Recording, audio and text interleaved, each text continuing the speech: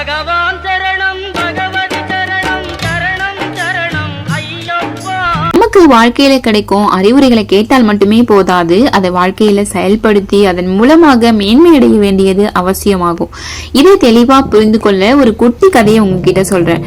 ஒரு ஊர்ல துறவி ஒருத்தர் இருந்தாரு. அவருக்கென்று சொத்துக்கள் எதுவுமே கிடையாது. அவர் அணிஞ்சிருக்கிற ஆடை மற்றும் அவர் கையில வச்சிருக்கிற ஒரு மூட்டையை தவிர வேற எதையுமே வச்சிருக்கல. அந்த துறவிக்கு ஒரே ஊர்ல இருந்தும் பழக்கம் இல்ல. ஒவ்வொரு ஊரா போயிட்டே இருப்பாரு. அப்படி செல்லும் போது அங்கிருக்கும் மக்களுடைய துன்பங்களை போக்க அறிவுரையை கூறுவாரு. அப்படி இல்லை என்றால் அவர் வச்சிருக்கிற மூட்டையிலிருந்து ஏதேனும் பொருட்களையும் எடுத்து கொடுக்கிறாரு. அப்படி அவர் சென்ற ஒரு ஊர்ல வியாபாரி ஒருத்தர் தன்னுடைய தொழில பெரிய நஷ்டம் ஏற்பட்டு அப்படின்னு சொல்லி துறவி கிட்ட சொல்லி அழுதுட்டு இருந்தாரு. துறவியும் சற்று யோசிச்சுட்டு அவருடைய மூட்டையில இருந்து ஒரு சிறு மரப்பெட்டியை எடுத்து வியாபாரி கிட்ட கொடுத்தாரு. துறவி வியாபாரி கிட்ட இதை உன் வீட்டிற்கு எடுத்து போ, திறந்து பார்க்காத, வீட்டுல போய் திறந்து பாரு. இந்த மரப்பெட்டியில ஒரு புதையல் இருக்கு. அது உனக்கு 4 ரகசியங்களை சொல்லும். அந்த 4 ரகசியங்களை நீ தெரிஞ்சுக்கிட்ட அப்படின்னா மென்மேலும் வளரலாம் அப்படின்னு சொல்றாரு. அந்த வியாபாரியும் தன்னுடைய வீட்டிற்கு அந்த பெட்டியை எடுத்துட்டு போய் பூஜை அறையில வச்சு திறந்து பார்க்கறான். அந்த பெட்டிக்குள்ள ஒரு மணி, ஒரு ரூபாய் நாணயம், ஒரு சிப்பி, ஒரு முத்து இருக்கு.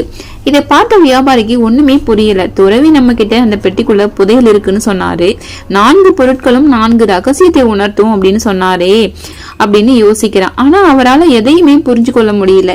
அடுத்த நாள் முதல் வேலையா வியாபாரி துறவி கிட்ட சென்று அந்த பெட்டியில இருக்கிற 4 பொருட்களுக்கான அர்த்தத்தை கேட்கிறான்.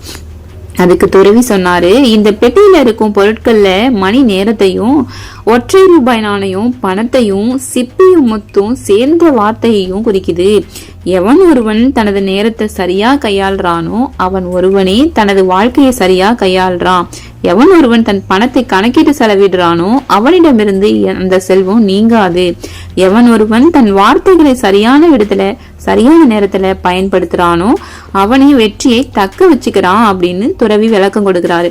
இப்போது 3 தானே சொல்லியிருக்கீங்க, அந்த 4வது ரகசியம் என்னன்னு வியாபாரி கேட்குறான். அதுக்கு துறவி சொன்னாரு, இப்போது நான் சொன்ன 3 ரகசியங்களும் கேட்டால் மட்டும் போதாது, அதை வாழ்க்கையில செயல்படுத்தினால் மட்டுமே வெற்றி கிடைக்கும் அப்படிங்கிறதே 4வது ரகசியம்னு சொல்லிட்டு அந்த ஊர்ல இருந்து கிளம்பி போறாரு துறவி. இந்த கதையில வந்தது போல நாம அறிவுரைகளை கேட்டால் மட்டும் போதாது, அதை செயல்படுத்தினால்தான் வெற்றி பெற முடியும். இதை புரிந்து கொண்டால் வாழ்க்கை நமக்கு மகிழ்ச்சியாக இருக்கும். கண்டிப்பா ட்ரை பண்ணி பாருங்க. இந்த கதை உங்களுக்கு ரொம்ப இன்ட்ரெஸ்டிங்கா இருந்திருக்கும்னு நம்புறேன். மேலும் இந்த கதை பிடிச்சிருந்துச்சுன்னா லைக் பண்ணுங்க, ஷேர் பண்ணுங்க. நீங்க என்ன நினைக்கிறீங்க அப்படிங்கறத கமெண்ட்ல சொல்லுங்க. நான் உங்களை அடுத்த வீடியோல சந்திக்கிறேன். தேங்க்யூ.